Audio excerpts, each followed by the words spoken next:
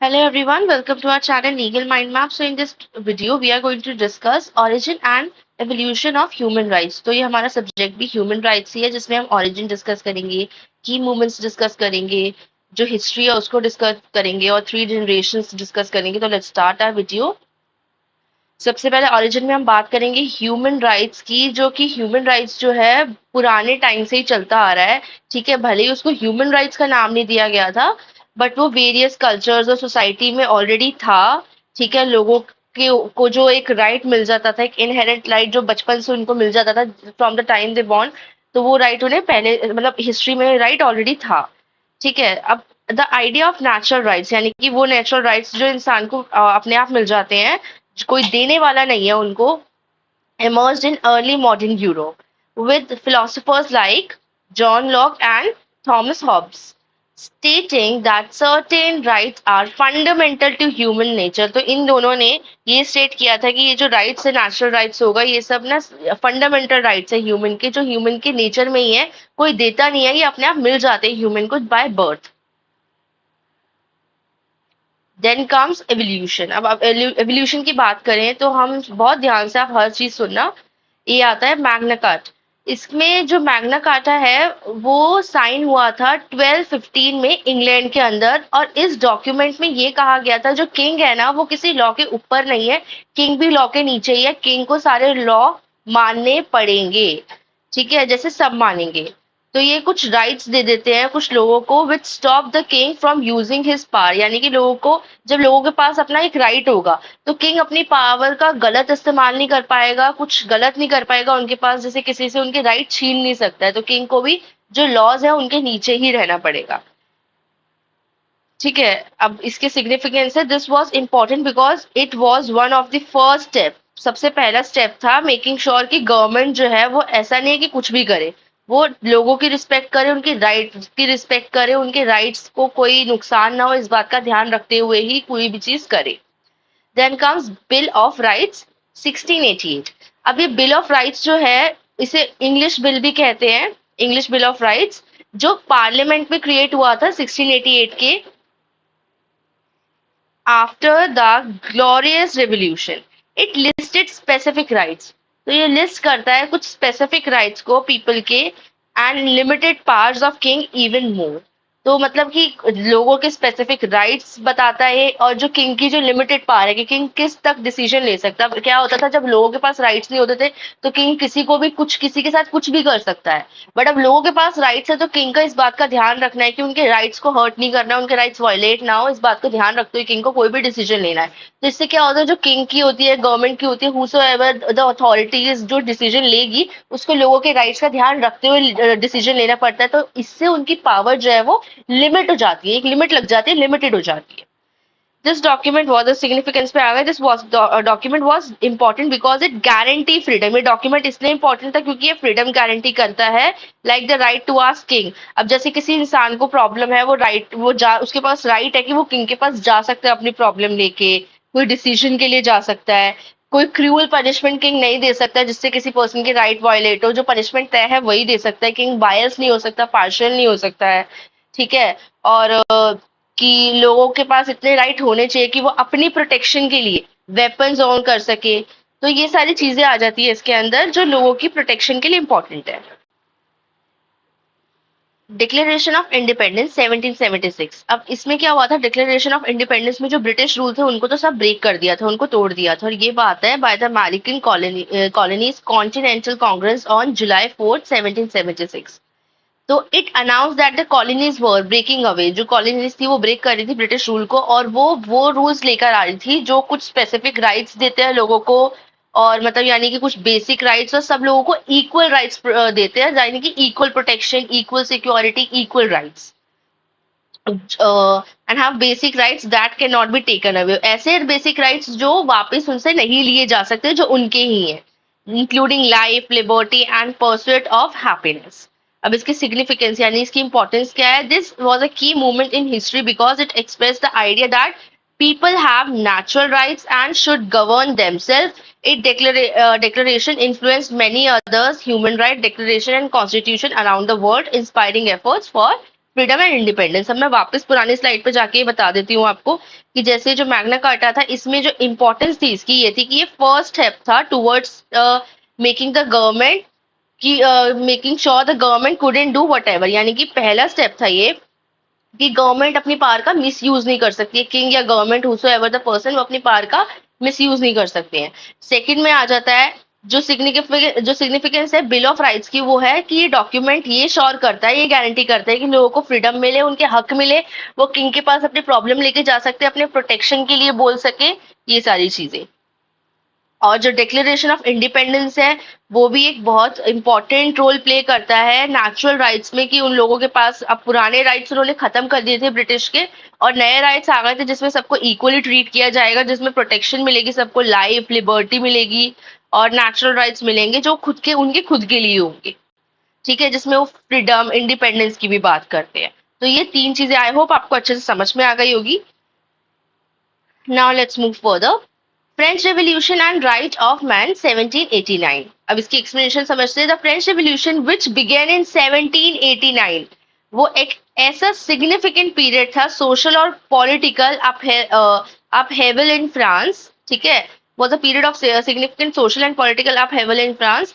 One of its key outcome was declaration. एक declaration हुआ था of the right of man and of citizen adopted by the National Constituent Assembly, यानी कि declaration जो था वो अडॉप्ट किया गया था किसके ऊपर, राइट ऑफ मैन और सिटीजन के राइट्स के ऊपर, और इसे किसने अडॉप्ट किया था, नेशनल कॉन्स्टिट्यूएंट असेंबली ने।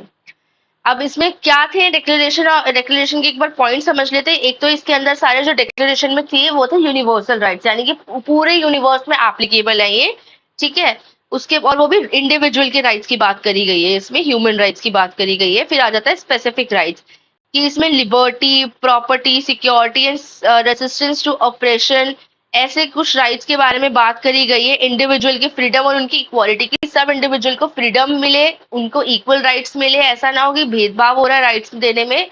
बेसिक राइट्स उन सबको मिले, बेसिक मीन स्पेसिफिक राइट्स उन सबको मिले जो उनके खुद के हैं। Then comes global influence. इस डिक्लेरेशन का इम्पैक्ट जो है वो ग्लोबली पड़ा था, यानी कि पूरे ग्लोबल में इसकी मतलब पूरी वर्ल्ड के अंदर इसका जिक्र हुआ था। सबको ऑलमोस्ट इसके बारे में पता था, इस मूवमेंट के बारे में, और इसके जो इंस्पायरिंग अदर नेशंस और दूसरे नेशन को भी इंस्पायर किया था इस डिक्लेरेशन ने कि वो भी इसके प्रिंसिपल्स को अडॉप्ट करें। Now let's discuss example. जैसे एग्जांपल है इसका, adopted in France in 1789। France में अडॉप्ट किया था 1789 में, and it became a foundational document in history of human rights influencing subsequent declaration and constitution globally. अब आते हैं universal declaration of human rights पे 1948 में जो था यूडीएचआर। इसकी एक्सप्लेनेशन में हम ये समझ सकते हैं, in the aftermath of World War II, the global community recognized the need to establish a common standard। तो जो ग्लोबल कम्युनिटी थी जो पूरे वर्ल्ड का सोच रही थी, उन्होंने सोचा कि नीड है कि हम ह्यूमन राइट्स के ऊपर थोड़ा सा कुछ स्टैंडर्ड जो है कॉमन स्टैंडर्ड नॉर्म्स है वो लेकर आए। तो the United nation here. The United Nations established in 1945 took on its task.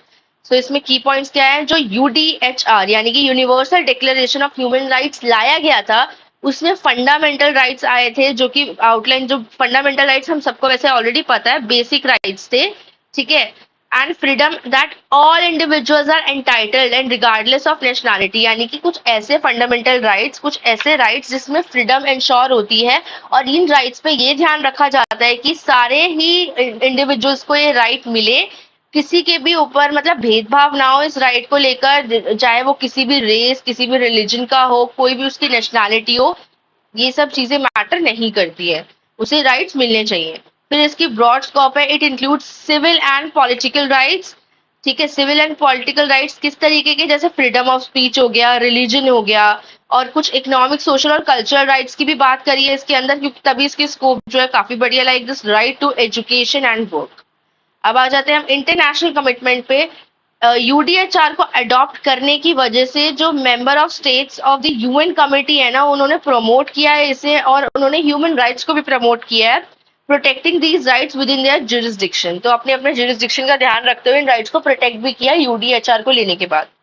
फिर एग्जाम्पल से समझ लेते हैं. Proclaim by the UN general assembly on December 10, 1948, the UDHR remain a milestone document. एक माइलस्टोन डॉक्यूमेंट है that has influenced numerous international treaties and national constitutions. यानी कि इतना बड़ा डॉक्यूमेंट और इतना इंपॉर्टेंट डॉक्यूमेंट है कि इसने काफी सारी ट्रीटीज को इन्फ्लुएंस किया और काफी सारे नेशनल कॉन्स्टिट्यूशंस को इन्फ्लुएंस किया है.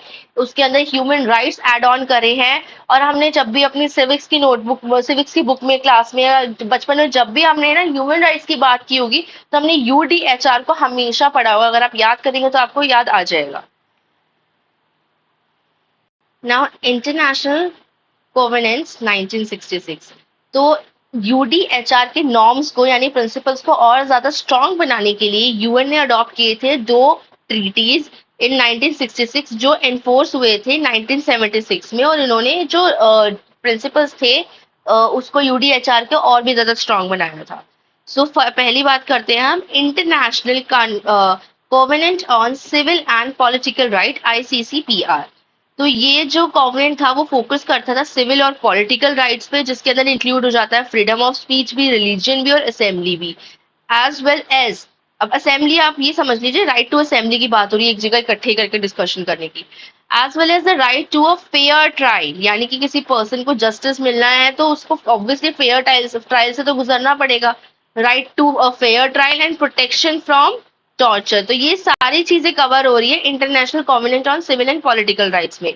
दूसरा आता है international covenant on economic, social and cultural rights, आईसीईएससीआर.